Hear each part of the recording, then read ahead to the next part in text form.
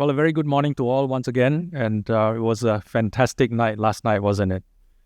It's great to see all the optimistic, aspiring winners of the various awards showing us the way on what good stewardship can look like. So I want to congratulate SAC once again for creating this next episode in recognizing people and allowing us to discuss perhaps finer points of stewardship that will take us forward.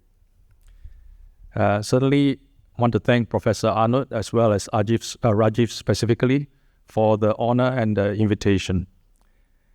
Now, as you know, I recently retired from PSA International. And in all, I've spent 40 years in professional executive career, trying to play useful roles in enterprises, solving business and global challenges, building teams, serving communities, and learning ultimately to balance the trilemma of profits, principles, and people. And it has been an amazing journey marked by many fulfilling achievements and rich friendships, most important of all. But just as critical has been the profound moments of learning and self-discovery. And it is the latter, this bit about self-discovery, that I want to share with you this morning.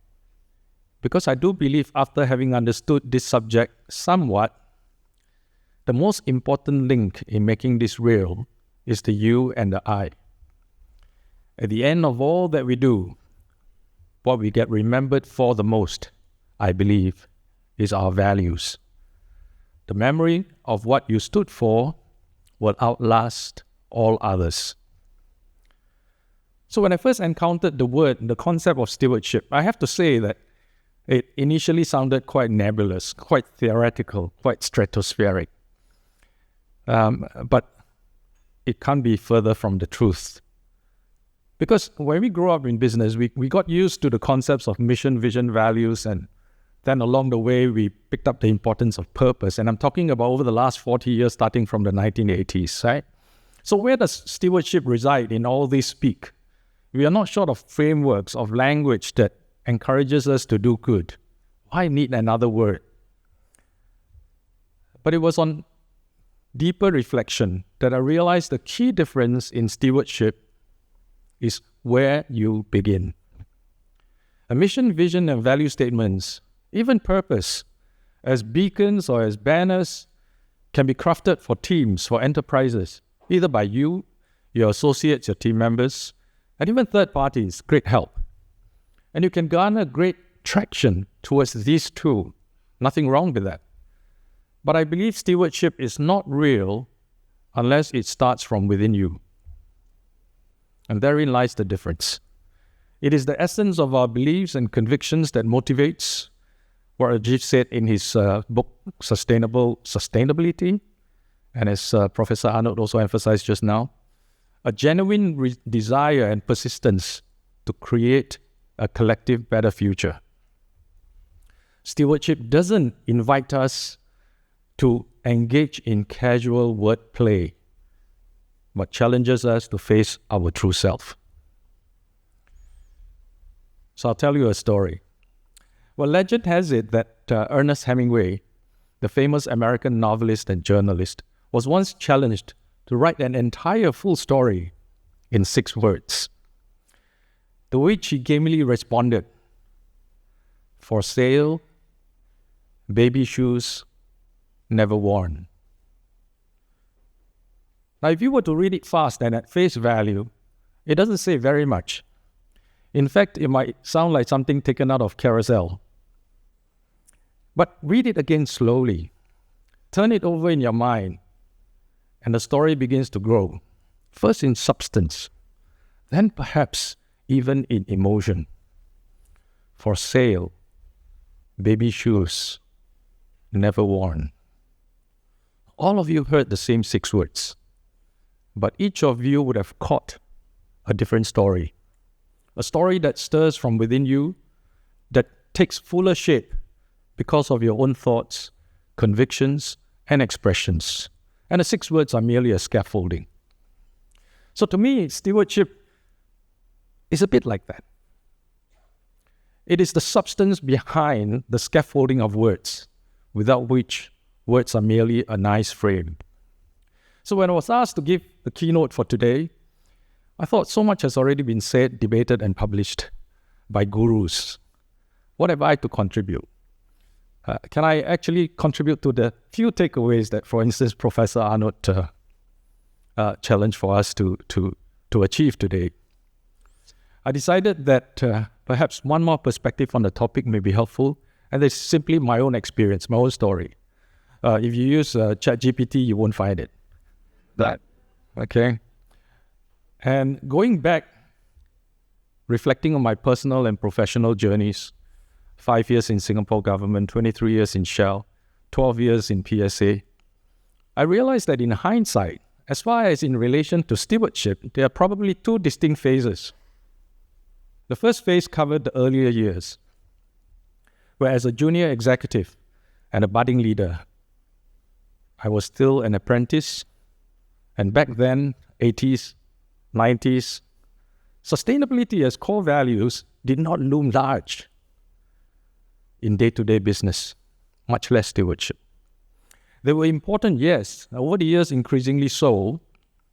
And for instance, in Shell, we had the mantra of helping people build a better world as we entered the 21st century. But through that first years, I do not recall once, maybe it's my memory failing, but I really cannot recall a discussion with my superior on how that would steer my actions, targets, and deliverables. It never came up in an appraisal session. And I heard the words, but I wasn't sure how to connect them to my actions because I had not truly internalized them. There were stories. It was around us. It was on the walls. It was in the posters. But it wasn't in me because my existential concern then was survival or becoming better and bigger in the world of commerce. I think we live in a totally different world or era now. The challenges that confront and confound us have changed tremendously, as Professor Arnold has said. Back then, it was competitiveness and productivity.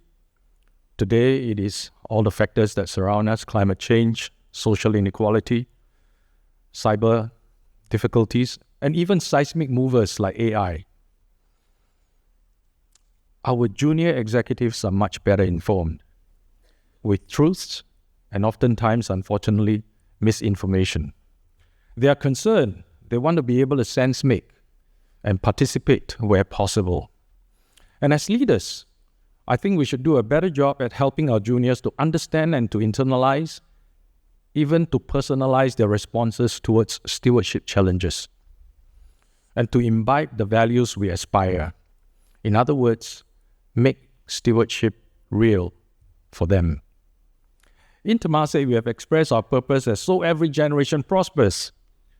Makes a lot of sense. Very compelling. And our younger colleagues may respond and say, yes, sir, or even, yay. But it's not easy for them to relate immediately with the stewardship values unless they have opportunities to experience it and add to it their personal interpretation of the words. And only then values like ownership mentality, interdependence, creative resilience, and long-term views will take hold.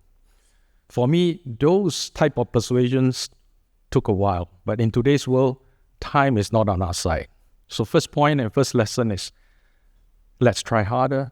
Let's make stewardship real for our juniors. The second phase is in the latter years, where in different leadership roles, I needed then to articulate purpose, mission, values, to bring others along. And the challenge there is not one of an intellectual understanding, nor the fabrication of those purpose and values, but it is one of bridging the gap as a leader between the words and the deeds.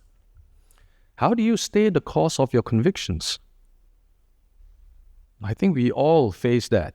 Because with the pressure of short-term goals and the curveballs that are thrown at you in the business environment, and chuck in the odd pandemic and regional war, the deeds can easily fall prey and be overwhelmed by other priorities. And in the book, Sustainable Sustainability, I'm referring to that because I think it's a very good read in case you haven't done it. And Rajiv talked about the travails of Boeing, for instance. Well, stewardship values definitely played a more prominent role as I took on senior CEO positions, where long-term views and all the other qualities became integral to a company's considerations for success. But I think there's still a lot of room for improvement because we know there's no shortage of challenging externalities. This is the new normal. So where should that improvement be? That even in retrospection, I find that there were gaps in my own experience. How can we improve at holding on to our stewardship compass? Well, I'm afraid I can't offer you a silver bullet, but I can suggest perhaps a very common everyday gadget for your consideration. It is called a mirror. And in this context, a stewardship mirror. So the stewardship compass must be accompanied by a stewardship mirror because it's about you. See, stewardship begins with us. I believe we should constantly self-check and ensure that we are holding true to our personal and deeply felt convictions, and to give and be able to give an account of how we ourselves have made a difference. So here's where I will leave you for the rest of the day to engage in your conversations. Firstly, that stewardship is not just about words, but about the stories you're able to inspire in others. If I were to respond to the 6-word challenge myself, I personally will hold to things like inspiring dreams, building communities, healthier world. But you will have your own compositions. And then the 2 takeaways, I hope, lessons from my own journey. Today, we don't have time. Our juniors need to grow up fast, so make stewardship real for our juniors. That's our responsibility. I'm preaching to the converted. Let's do a better job there. Give them the opportunity. And secondly, from time to time, a mirror is helpful. Thank you very much.